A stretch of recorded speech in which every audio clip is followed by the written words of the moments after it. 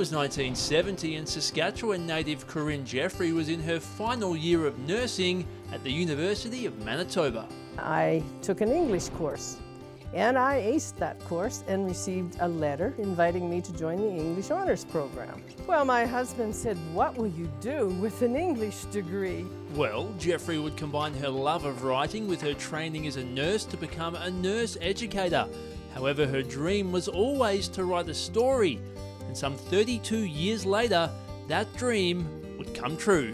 My story is the story of a German Lutheran family who flee Russia and who pioneer near Melville in the Neudorf-Lemberg-Duff area. The Understanding Ursula trilogy is loosely based on her own experiences growing up on the prairies, and the story was originally only to be seen by Jeffery and her family, but plans would change. My daughter, she was furious when I told her that I was writing these books for me. She is an avid, consummate reader, and she says, "Mom, there is no way. You have to put them out there." The first book, titled Arriving, was released in late 2011, and instantly it proved a hit. The Canadian immigrant experience hasn't been written about by any authors, especially a Canadian author like Corinne, and it speaks to, I think, a lot of people that live in our community, in our country. People like Flo Brokop. She heard the story of settling in a foreign land from her own parents, who came to the then small prairie town of Edmonton.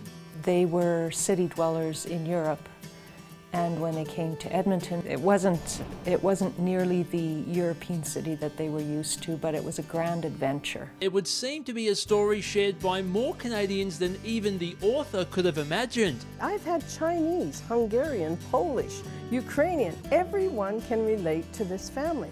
And it seems readers just can't get enough. Arriving has sold just under 2,300 copies and even made an appearance at number 10 on the Edmonton bestseller list. So then I went around telling everybody it was a fluke, it would never happen again. But after the second novel, Thriving, hit the shelves and reached number 7 on the same list, it was clear this wasn't a fluke.